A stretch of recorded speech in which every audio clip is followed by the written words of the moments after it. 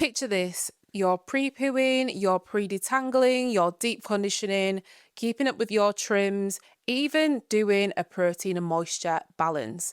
And your hair still turns out like this. Yeah, that was me last year and this is me now. So in this video, I'm going to share with you the 6 things that I've realised do not work for fine natural hair. What's up curlies? Welcome back to my channel. It's your girl Kiki, and if you are new here, I do all things curly hair tips, product reviews and styling. Today's video is all about the 6 things that I have realised do not work for fine natural hair. As you know, fine hair is such a struggle. It is the struggle hair type to actually grow to a really long length, and I am prime example of someone who has worked so hard at trying to get past bra strap length, but for some reason I just cannot get past that plateau. And throughout the past year, I've worked so hard on actually growing my hair to not only a healthy state, but making sure that it's full from root to end. And I've managed to achieve that now. So learning all of the things I've learned over the past year, I'm going to share with you the 6 things that I do not recommend you do for your fine natural hair, even including some things I have learned as of recent. So the first thing is that fine hair doesn't actually cope very well when you are washing it in a protective style. Now, protective styles are really hit or miss when it comes to fine hair anyway. You want to make sure you're doing them really carefully, not too much tension, not detangling too harshly, and you're actually moisturizing it while your hair is in those protective styles. And if you're doing all of that right, great. But here comes the problem of washing, what we all face. Now, a lot of us tend to, when we research protective styles, see a lot of naturals washing their hair in these protective styles. And I must admit, most of the time, these naturals have coarse hair. And if you've ever tried to wash your hair in twists and you have fine hair, you will know this struggle that I have faced so many times this year with wearing twists and trying to wash my hair. The first problem you encounter is the tangles. Our hair, for some reason, really likes to web and mat up when it is faced with shampoo and twists. I don't know what it is. It just frizzes. It's prone to frizz very easily, and with that frizz comes matting, and yeah, that is issue number 1. And if you manage to actually combat that issue, you also face the second issue, which is that your hair doesn't actually get as hydrated and moisturized as it would if you were just to take the twists or the protective style down and shampoo as you would traditionally with your hair out. So this is something that I've come across this year to be a real problem. I've tried my best to actually make sure that I braid my twists before washing if I want to try and avoid the webbing and the matting, but I still face the issue of the hair not feeling as hydrated as it would and the moisture not lasting as long as if I was to just take it down. So that's the first thing I'm going to be pretty much avoiding when it comes to washing twists going forward. I've not yet tried it with my braids that I'm currently wearing, or braids in general, so that'll be an interesting one to see if it has the same effect. The second thing that I have realised that you cannot do with your fine hair is, as much as we all love to be on this length retention journey, we cannot skip our trims. And I just feel like more is less when it comes to trimming and fine hair.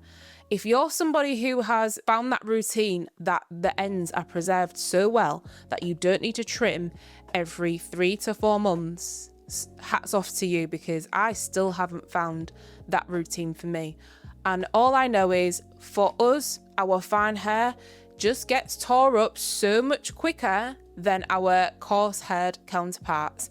And because the ends are the oldest, they are the most brittle, the weakest parts of our hair, and the driest, that tends to see the brunt of all of our problems when it comes to fine hair, and trimming that off on a routinely basis seems to really work for us.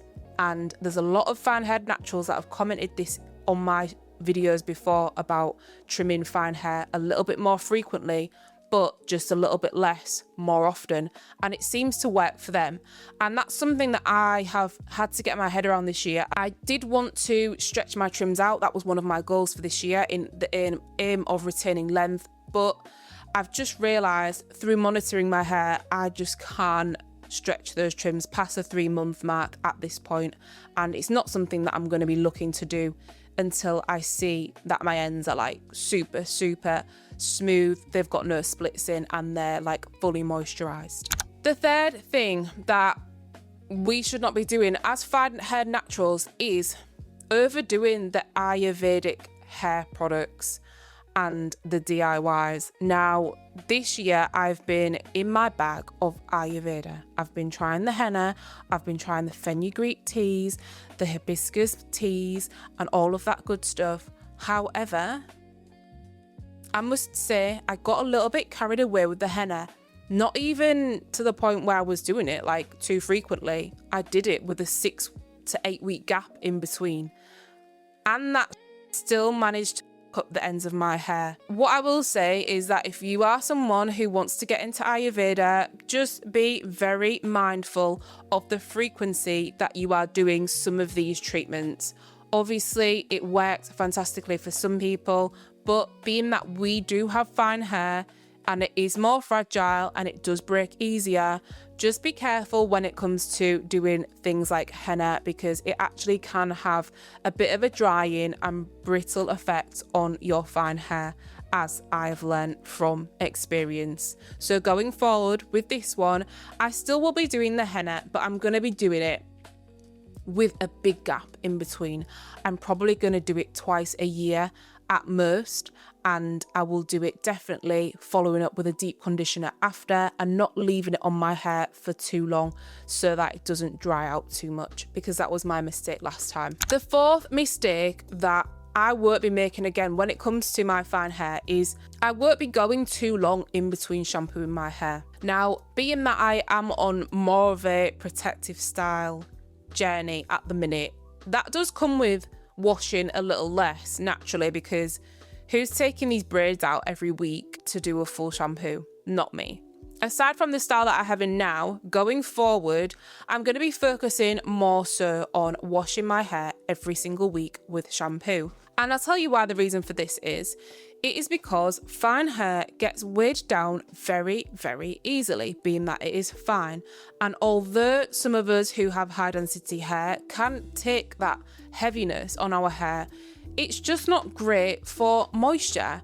And although we can hydrate our hair with water, ultimately removing all what's on our hair and then going in with a fresh new set of products on clean hair is the perfect thing for us fine haired girls in order to retain those moisture levels.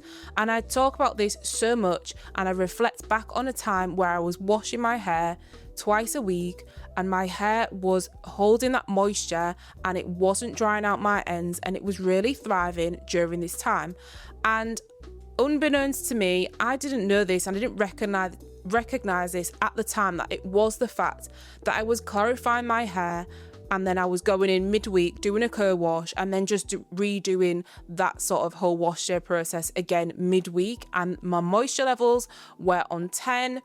The tangles were minimal because obviously I wasn't letting my hair get dry to the point where it was getting tangled up, and my hair was just overall in a lot better condition. So after these braids are out, we're going back to that routine. The fifth thing that you don't want to do when you have fine hair and you're trying to grow it out is you don't want to avoid those oils that are actually made by your high street or drugstore brands.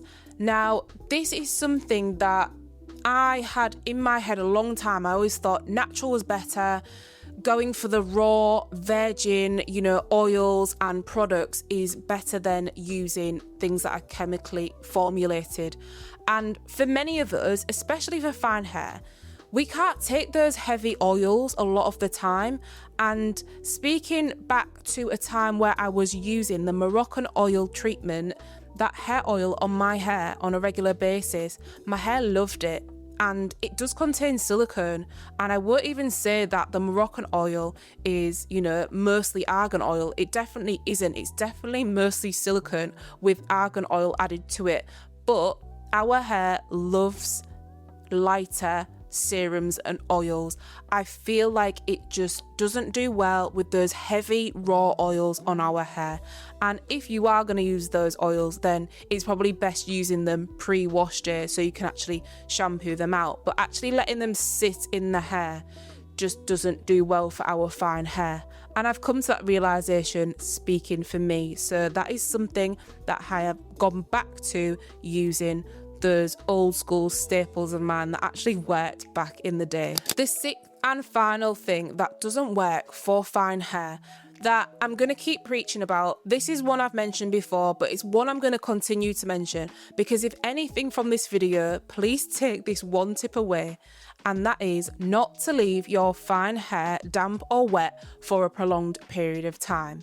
This is something that was detrimental to my hair over the last year in retaining length and also breakage, because I saw a lot of mid-shaft splits, and what I was doing is putting my hair into twists or braids, leaving it overnight, and it was damp, and then just going about my day the next day. And this practice that I was doing, I fear, was the straw that broke the camel's back for my hair. And this is what my hair looks like at the start of last year. So you can see, as I have stopped doing that, my hair has definitely improved so much this year with the fact that I've stopped leaving it wet. So make sure you are drying your hair off.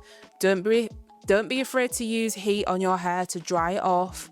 Obviously, use moderate heat, don't use it on the high setting, but definitely don't be afraid to dry the hair off before you go to sleep. Or if it's been like longer than 2 or 3 hours, your hair is staying damp or wet, then it's definitely not going to impact your hair in a positive way. Hope you enjoyed this video on the 6 things that you should not be doing to your fine natural hair in 2026. Let me know if you have learned anything from your fine natural hair experience that you can share in the comments, and I will see you in the next video.